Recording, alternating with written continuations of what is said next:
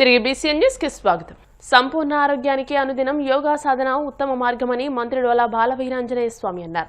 అంతర్జాతీయ యోగా దినోత్సవాన్ని పురస్కరించుకుని ఒంగోలులోని పోలీస్ పరేడ్ గ్రౌండ్ లో ఆదివారం జరిగిన కార్యక్రమంలో ఆయన పాల్గొన్నారు. ఈ సందర్భంగా మంత్రి మాట్లాడుతూ హ్యాపీ హెల్దీ సమాజం కోసం రాష్ట్ర ప్రభుత్వం కృషి చేస్తున్నట్టు చెప్పారు.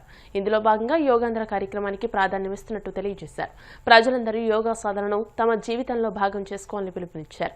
జిల్లా కలెక్టర్ మాట్లాడుతూ యోగా సాధనపై ప్రజలకు విస్తృత అవగాహన కల్పించేలా చర్యలు తీసుకున్నారు. లాస్ట్ 15 డేస్ నుంచి కూడా జిల్లా వ్యాప్తంగా గ్రామాల్లోనూ మండలాల్లోనూ డివిజన్స్లోనూ డిస్ట్రిక్ట్ హెడ్ క్వార్టర్స్లోనూ కూడా ఈ యోగా కార్యక్రమాలన్నీ కూడా మనం జరుపుకుంటున్నాము.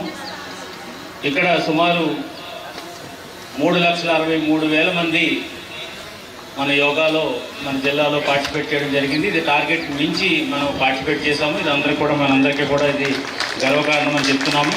4,428 వెన్యూస్లో మనం ఈ యోగా కార్యక్రమాలను కూడా మనం జరుపుకున్నాం.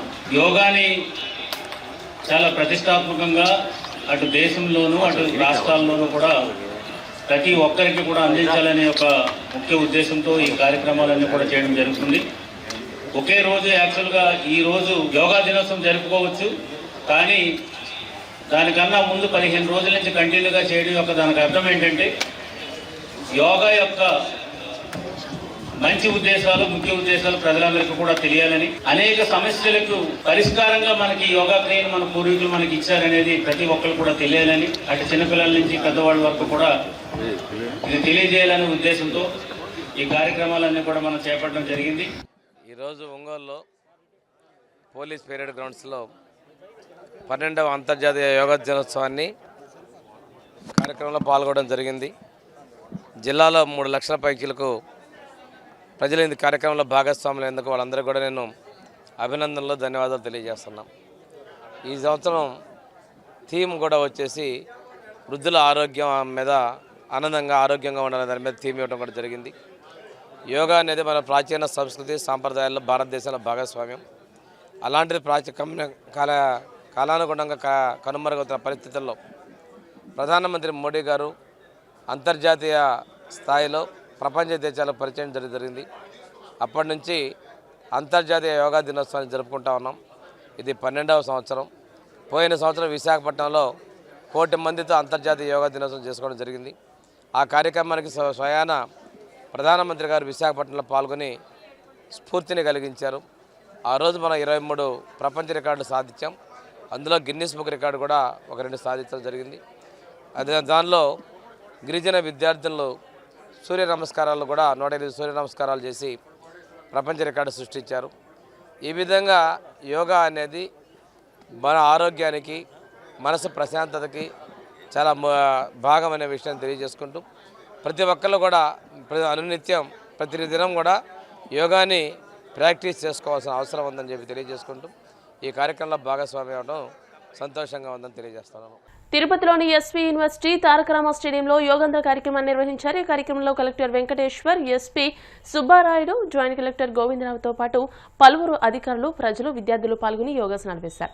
ఆరోగ్యకరమైన జీవనశైలికి యోగా ఎంతగానో అవసరమని ఈ సందర్భంగా వారు పేర్కొన్నారు. 12వ అంతర్జాతీయ యోగా దినోత్సవం సందర్భంగా తిరుపతి జిల్లాలో తారకరామ స్టేడియంలో పెద్ద ఎత్తున యోగాంధ్ర కార్యక్రమంలో పార్టిసిపేట్ చేయడం జరిగింది.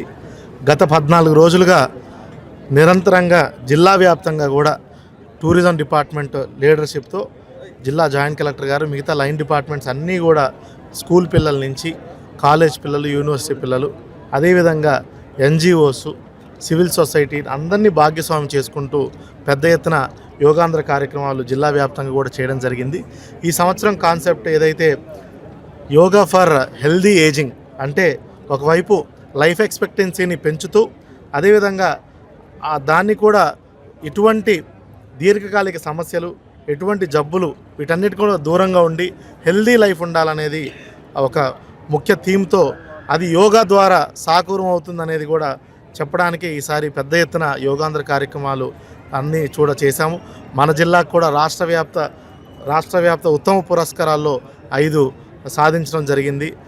అందరూ కూడా దీంట్లో భాగ్యస్వాములే. ఒకవైపు ప్రజాప్రతినిధులు, ఒకవైపు పిల్లలు, యూనివర్సిటీ పిల్లలు, యూనివర్సిటీ వైస్ ఛాన్సలర్లు, అదేవిధంగా సివిల్ సొసైటీ, ఎన్జిఓలు అందరూ కూడా, మరీ ముఖ్యంగా మీడియా మిత్రులు కూడా అందరూ కూడా దీన్ని పెద్ద ఎత్తున ప్రజల్లో అవగాహన కల్పించి ఏదైతే గౌరవ ప్రధానమంత్రి గారు 12 సంవత్సరాల క్రితం యోగాని, మన దేశ సంపదని, మన దేశ సంస్కృతిని ప్రపంచవ్యాప్తంగా తెలిసే విధంగా ఇంటర్నేషనల్ యోగా డేని ఈరోజు దాన్ని మనమందరం కూడా మన జీవితంలో ఒక భాగస్వామ్యం చేసుకుంటూ దీని ఒక డైలీ యాక్టివిటీ కింద మనం చేసినట్టయితే మన ఇండివిజువల్గా, ఫ్యామిలీగా అండ్ సొసైటీగా అందరం కూడా హెల్దీగా ఉంటామనేది కూడా మీ అందరి ద్వారా. అంతర్జాతీయ యోగాంధ్ర డే సందర్భంగా అందరికీ కూడా నా నమస్కారాలు. తిరుపతి జిల్లాలో అనేక మంది యువత ఈరోజు యోగాంధ్రలో పాల్గొన్నారు. యోగా ద్వారా అనేక క్రమశిక్షణ అలవాట్లు మరియు ఆరోగ్యం అన్నీ కూడా వస్తాయి. కాబట్టి అందరూ కూడా యోగాని ఒక ముఖ్య ధ్యేయంగా మలుచుకోవాలి. దైనందిన జీవితంలో వీటిని పాటించాలి. తద్వారా ఒక క్రమశిక్షణ గల సమాజం ఏర్పాటు జరుగుతుంది.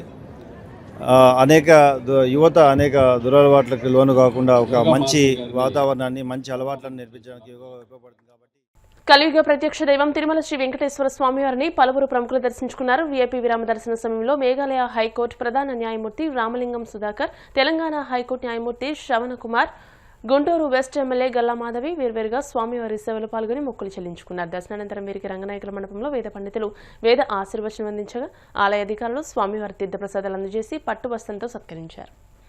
ఈరోజు ఆదివారం ఉదయమే శ్రీ స్వామివారి దర్శనం చేసుకొని బయటికి రావడం జరిగింది. ఆయనకి తలనీలాలు సమర్పించుకొని మొక్కు చెల్లించుకోవడం జరిగింది. చాలా చాలా సంతోషంగా ఉంది. ఆ వెంకటేశ్వర స్వామి కృప అందరి మీద ఉండాలి అని కోరుకుంటున్నాను. మరి మా ప్రభుత్వం, కూటమి ప్రభుత్వం వచ్చినప్పటి నుంచి కూడా ఇక్కడ అనేక సంక్షేమాలు తీసుకురావడం జరిగింది.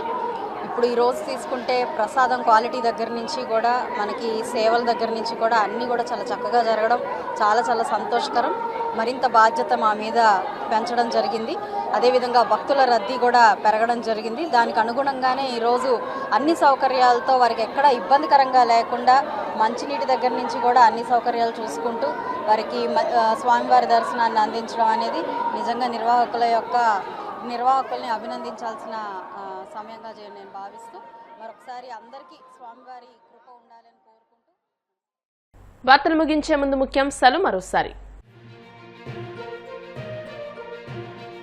ఉత్తమ సేవలందించే ఆసుపత్రిగా శ్రీకాకుళం జీజీహెచ్ తీర్చిదిద్దుతామన్న కేంద్ర మంత్రి రామ్మోహన్ నాయుడు. ప్రభుత్వ ఆసుపత్రి అభివృద్ధితోనే జిల్లా అభివృద్ధి ముడిపడి ఉందని వ్యాఖ్య.